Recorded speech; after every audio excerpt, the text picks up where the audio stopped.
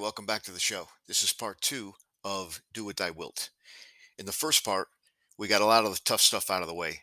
The basic foundation, the history, the neologism of the phrase coming from the Apocrypha or the books of Ecclesiasticus slash Sirach. We use the exact translation as was originally found in King James Version of that book, Ecclesiasticus 32:12, Do What Thy Wilt.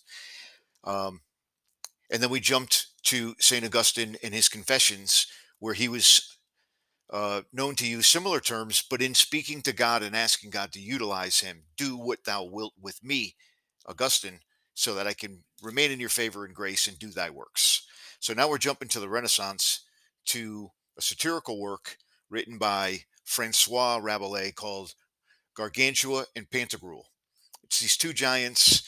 They're kind of gluttons, and it's very comical in a Quixote kind of way. It's very similar to other uh, satirical works in during the Renaissance times, such as Quixote, such as Dr. Faustus, and things of that nature. What's unusual here is that Rabelais was actually a Franciscan priest of the Catholic order, of the Catholic religion. And he wasn't always on his best behavior. He was also a physician, so go figure. But he writes a number of books. This one is huge, and this book came out in 1532.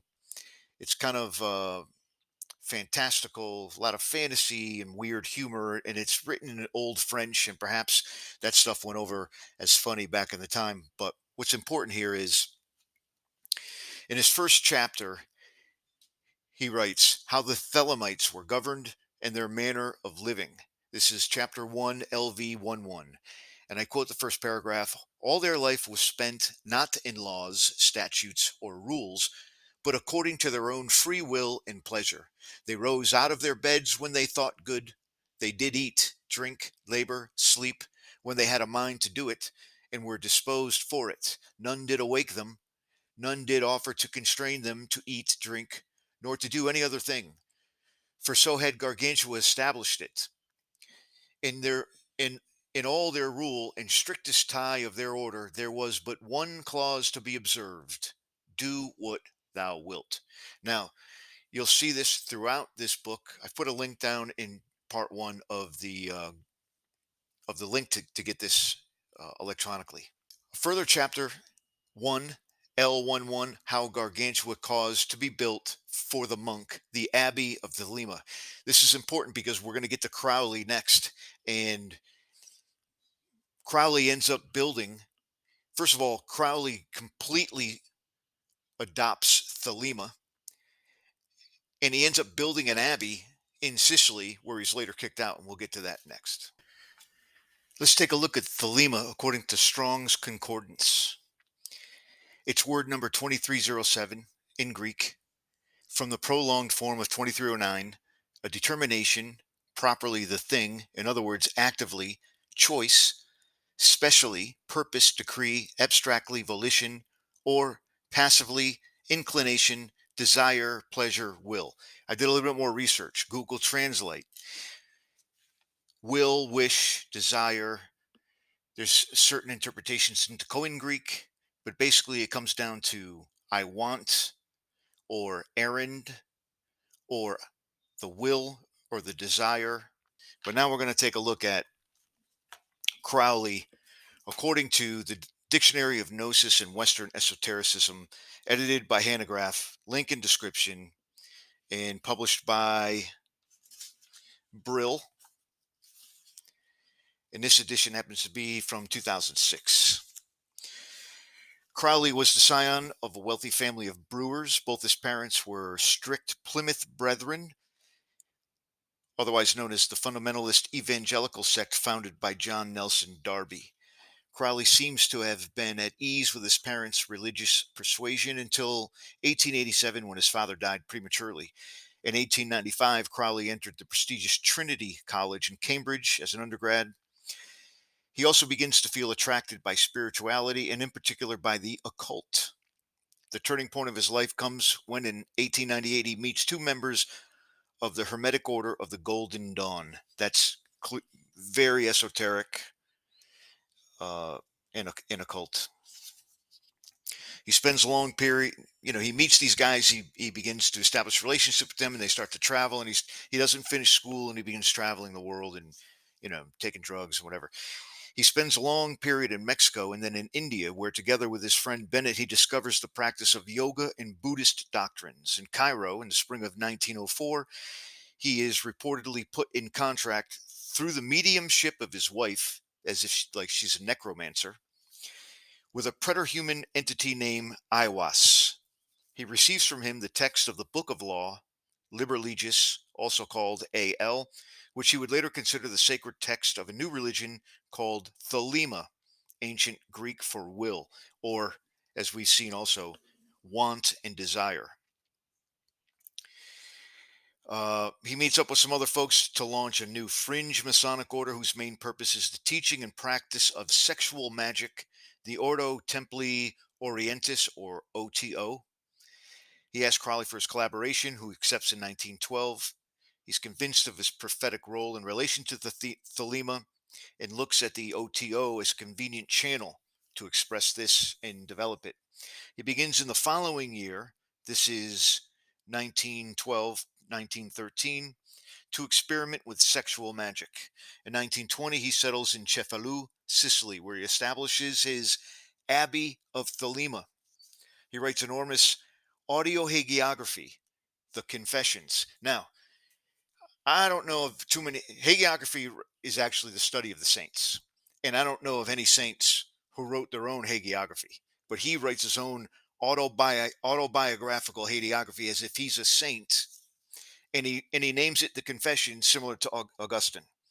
In 1923, he's expelled by the Italian authorities. In 1934, he's declared bankrupt and lives almost entirely on the allowances sent to him by his disciples, especially the members of the only surviving body of the OTO at the time, the Agape Lodge, in where? California, of course. One of those popular misunderstandings has led to him being labeled a Satanist, which, if we exclude the theological definitions of Satanism, he was not, although he has certainly influenced contemporary Satanist movements. From a symbolical point of view, Satan plays no significant role in Crowley's ideas.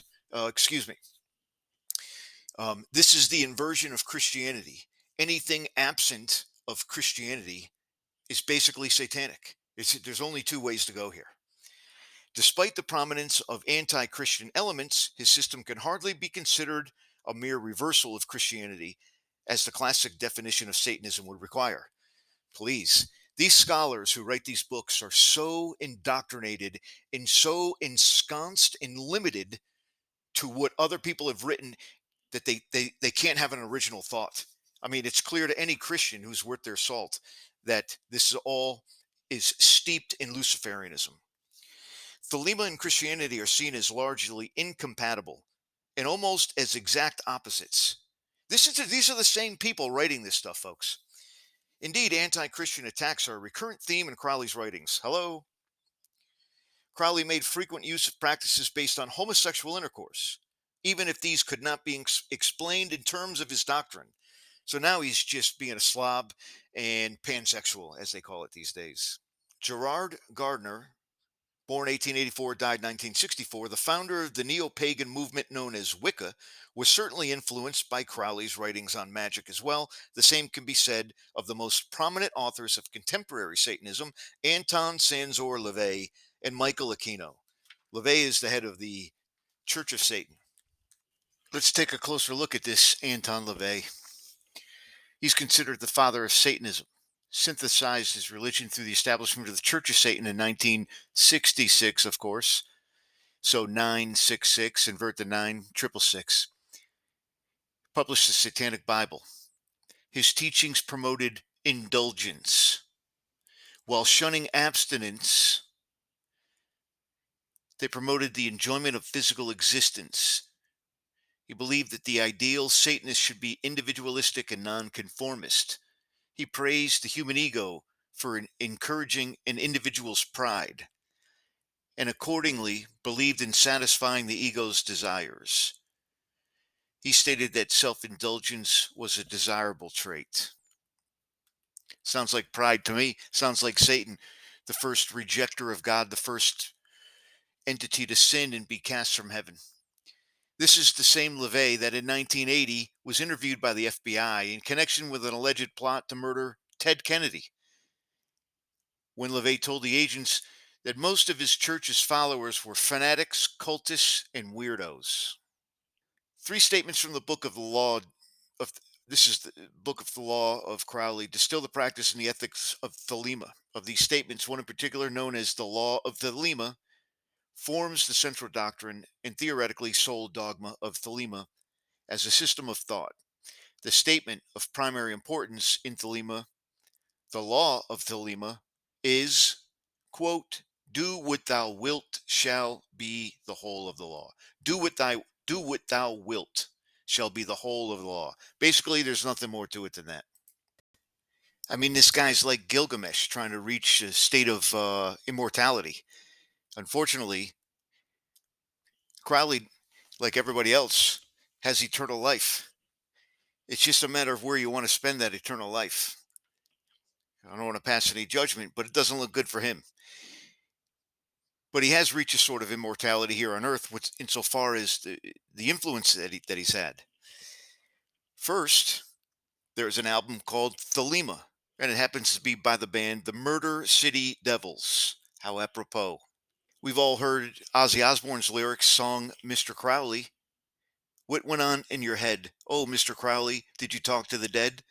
Your lifestyle to me seems so tragic, with the thrill of it all. You fooled all the people with magic. Yeah, you waited on Satan's call. Okay, here's a ringer.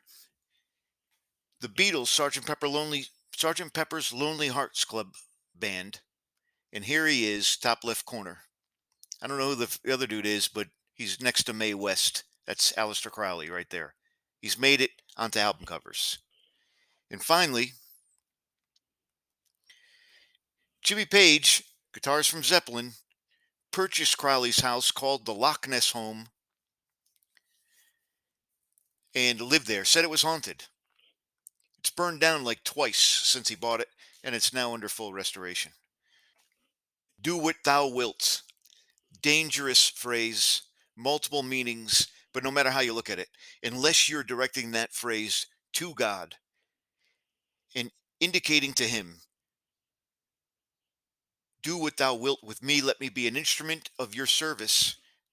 Anything other than that use is a dangerous concept, a dangerous exercise of those words in that phrase. And that's that. There you have the history. And there's a lot more to this, folks, but this branches off in so many different directions and so many other people are involved with this. But basically, that's the history of the phrase, do what thou wilt. Thanks for listening. God bless. And we'll see you next time.